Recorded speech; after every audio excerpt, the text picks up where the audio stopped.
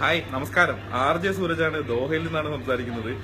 കേന്ദ്ര ഗവൺമെന്റിന്റെ ഭാഗത്ത് നല്ലൊരു നിയമം നടപ്പിലായതായിട്ട് കേട്ടു. ഇനി മുതൽ കന്നുകാലികളെ കശാപ്പിന് വേണ്ടിയിട്ട് കൊടുക്കാൻ പാടില്ല എന്നുള്ളൊരു നിയമം വരാൻ പോകുന്നതായിട്ട് കേട്ടു. പ്രായമായിട്ടുള്ള കന്നുകാലികളാണെങ്കിൽ പോലും അതിനെ അറക്കാൻ കൊടുക്കാൻ പാടില്ല.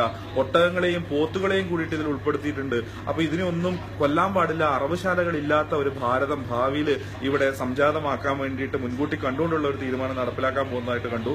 വളരെ നല്ലൊരു തീരുമാനമായിട്ടാണ് ഇതിനെ വിലയിരുത്താൻ ആഗ്രഹിക്കുന്നത്. തീർച്ചയായിട്ടും അതിനെ സ്വാഗതം ചെയ്യാണ്.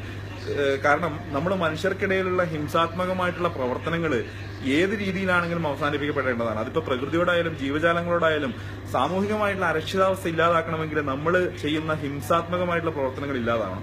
അതിനു വേണ്ടിയിട്ട് മുൻകൂട്ടി കണ്ടുകൊണ്ടുള്ള ഈ ഒരു നല്ല തീരുമാനത്തിനെ നന്നായിട്ട് സ്വാഗതം ചെയ്യാനാണ് ആഗ്രഹിക്കുന്നത്. തീർച്ചയായിട്ടും ഇതിനെ ഒരു ഒട്ടകത്തിലോ അല്ലെങ്കിൽ പോത്തിലോ അല്ലെങ്കിൽ കന്നുകാലികളിലോ മാത്രമായിട്ട് ഒതുക്കാൻ പാടില്ല.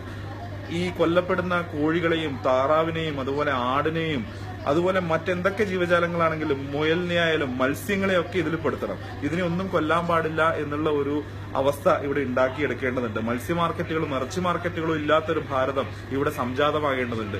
മൃഗങ്ങള് വളരെ സുഖമായിട്ട് ജീവജാലങ്ങള് വളരെ സന്തോഷത്തോടെ ജീവിക്കുന്ന ഒരു സാഹചര്യം ഇവിടെ സൃഷ്ടിച്ചെടുക്കേണ്ടതുണ്ട്. അത് തീർച്ചയായിട്ടും പ്രകൃതിയും മനുഷ്യനും തമ്മിലുള്ള ബന്ധത്തിന് ആഴം കൂട്ടുകയും അവർ തമ്മിലുള്ള ഒരു പ്രണയത്തിന് ആക്കം കൂട്ടുകയും സമൂഹത്തിൽ പ്രശ്നങ്ങളില്ലാതെ ഉള്ള ഒരു ഭാവി ഉണ്ടാക്കാൻ പ്രാപ്തരാക്കുകയും ചെയ്യുമെന്നാണ് എന്റെ ഒരു വിശ്വാസം, എന്റെ ഒരു അഭിപ്രായമാണ്.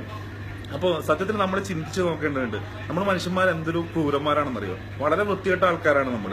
കാരണം നല്ല ഇളവയിൽ ഏറ്റുകൊണ്ട് ഇളംകാട്ടില് തലകൾ ഇങ്ങനെ അങ്ങോട്ടും ഇങ്ങോട്ടും ആട്ടിക്കൊണ്ട് വിശാലമായിട്ടുള്ള പാടങ്ങളിൽ വളർന്നു നിൽക്കുന്ന പ്രായമായിട്ടുള്ള നെൽച്ചെടികളെ നമ്മൾ കണ്ടിട്ടുണ്ട്. അവരും ജീവജാലങ്ങളാണ്, അവർക്കും ജീവനുണ്ട്, അവർ വളരുന്നുണ്ട്, അവർ ഉൽപ്പാദിപ്പിക്കുന്നുണ്ട്. അപ്പൊ അങ്ങനെ സന്തോഷത്തോടെ ഇരിക്കുന്ന നെൽച്ചെടികളുടെ കടക്കിലേക്ക് ഒരു ദിവസം നമ്മൾ കത്തിയായിട്ട് കടന്നില്ലാണ്. എന്നിട്ട് ഇതിനെ വേരോടെ അല്ലെങ്കിൽ അടിയോടെ മുറിച്ചെടുക്കുകയാണ്. എന്ത് വലിയൊരു ക്രൂരതയാണ് നമ്മൾ ചെയ്യുന്നത്. അങ്ങനെ മുറിച്ചെടുത്തതിന് ശേഷം നമ്മുടെ ക്രൂരത അവസാനിക്കുന്നുണ്ടോ? ആ നെൽച്ചെടികളെ വലിയ കല്ലിന്റെ പുറത്ത് വെച്ചിട്ട് തല്ലിയിട്ട് നെൽമണികളെ വേർതിരിക്കുകയാണ്. അങ്ങനെ വേർതിരിച്ച നെൽമണികളെ വലിയ മെഷീന്റെ ഉള്ളിലിട്ടിട്ട് കുത്തി തവിട്, അതിന്റെ ഏറ്റവും അവസാനത്തെ സുഹൃത്താണ് അതിന്റെ ഒരു തവിട്. ആ തവിടിനെ പോലും വേർതിരിച്ചിട്ട് അരിമണികളെ ഇറങ്ങിയ ചാക്കുകൾക്കുള്ളിൽ മുറുക്കി കെട്ടിയിട്ട് പലയിടത്തേക്കായിട്ട് കയറ്റി വിടുകയാണ്. എന്നിട്ട് തീരുന്നുണ്ട് നമ്മുടെ ക്രൂരത. ആ അരിമണികളെ തിളക്കുന്ന 100 ഡിഗ്രി സെൽഷ്യസിൽ തിളക്കുന്ന വെള്ളത്തിലിട്ട് പുഴുങ്ങിയെടുക്കുകയാണ് നമ്മൾ. എന്നിട്ട് അത് പല്ലിന്റെ ഇടയിൽ വെച്ചിട്ട് കടിച്ചമർത്തുകയാണ്, ഞെരിച്ച് പീസാക്കുകയാണ്. എന്നിട്ട് തീരുന്നുണ്ട് നമ്മുടെ ക്രൂരത. വയറ്റിലേക്ക് കൊടുത്തതിന് ശേഷം അമ്ലങ്ങൾ ചേർത്തിട്ട് അതിനെ ദഹിപ്പിച്ചിട്ട് ഒന്നും അല്ലാണ്ടാക്കുകയാണ്. അപ്പൊ ഇത്രയും വലിയൊരു ക്രൂരതയാണ് സമൂഹത്തിലുള്ള അല്ലെങ്കിൽ നമുക്കിടയിൽ കാണുന്ന സസ്യജാലങ്ങൾ എന്ന് പറയുന്ന ജീവികളോട് പോലും നമ്മൾ കാണിച്ചുകൊണ്ടിരിക്കുന്നത്. അപ്പൊ തീർച്ചയായിട്ടും നിരോധിക്കണം പിള്ളേച്ച. നെന്മണികൾ പോലും അല്ലെങ്കിൽ നെൽച്ചെടികൾ പോലും ഇനി അരിയാൻ പാടില്ല എന്നുള്ള രീതിയിലേക്കുള്ള നിയമങ്ങൾ കൊണ്ടുവരണം. ആ ഒരു രീതിയിലേക്ക് ആക്കിക്കഴിഞ്ഞാൽ മാത്രമേ സമൂഹവും പ്രകൃതിയുമായിട്ടുള്ള ബന്ധം നല്ല രീതിയിൽ വളർത്തിക്കൊണ്ടുവരാൻ നമുക്ക് സാധിക്കുകയുള്ളൂ. ഒരു ജീവിനെയും അതിപ്പോ സസ്യമായി കഴിഞ്ഞാലും മൃഗങ്ങളായി കഴിഞ്ഞാലും അതിനൊന്നും കൊല്ലാൻ പാടില്ല, ഹിംസിക്കാൻ പാടില്ല എന്നുള്ള രീതിയിലേക്ക് നമ്മൾ വളർത്തി കൊണ്ടുവരേണ്ടതുണ്ട് എന്ന് തന്നെയാണ് എന്റെ ഒരു അഭിപ്രായം. ഇനി അപ്പൊ മനുഷ്യൻ എങ്ങനെ ജീവിക്കും എന്നൊരു ചോദ്യമുണ്ട്.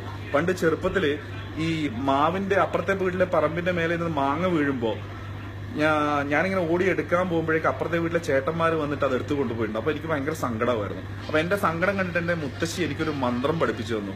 അതായത് നീ ആരും കേൾക്കാതെ ഈ മാവിന്റെ ചുവട്ടിൽ പോയിട്ട് മാവിനോട് പറഞ്ഞാൽ മതി, മാവേ മാവേ മാവിന്റെ അച്ഛൻ കൊട്ടൻ ചത്തിനി പോലും, അതുകൊണ്ട് ഒരു കൊല തേങ്ങയും ഒരു കൊല മാങ്ങിയും അങ്ങിട്ട വീട്ടിലെ ചെക്കന്റെ തലയിലിട്ട് ഉടക്കണം പോലും എന്ന് മെല്ലെ പറഞ്ഞു കഴിഞ്ഞാൽ മാവൊരു മാങ്ങിയിട്ട് തരും എന്ന് പറഞ്ഞു തന്നു. അപ്പൊ ഞാനൊരു സ്വിച്ചക്ക് പോയിട്ടൊന്ന് പരീക്ഷിച്ചു നോക്കി. അപ്പൊ ഭാഗ്യത്തിന് ചെറിയൊരു കാറ്റ് വീശി ഒരു മാങ്ങ വീണു. അപ്പൊ എനിക്ക് ഉറപ്പായി ഈ മന്ത്രം ഫലിക്കുന്ന ഒരു സംഭവമാണ്.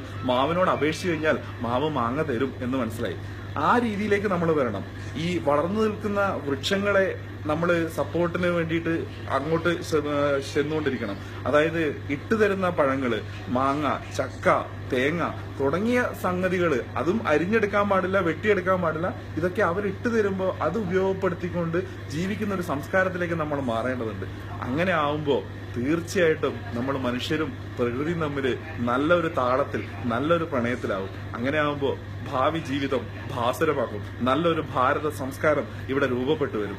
ആ സംസ്കാരത്തിലേക്ക് വെളിച്ചം വീശുന്ന എല്ലാവിധ നടപടികൾക്കും എല്ലാവിധ അഭിവാദ്യങ്ങളും അർപ്പിച്ചുകൊണ്ട് കേന്ദ്ര ഗവൺമെന്റിന് ഒരു 10-20 അഭിവാദ്യങ്ങൾ എക്സ്ട്രാ അർപ്പിച്ചുകൊണ്ട് നന്ദി, നമസ്കാരം.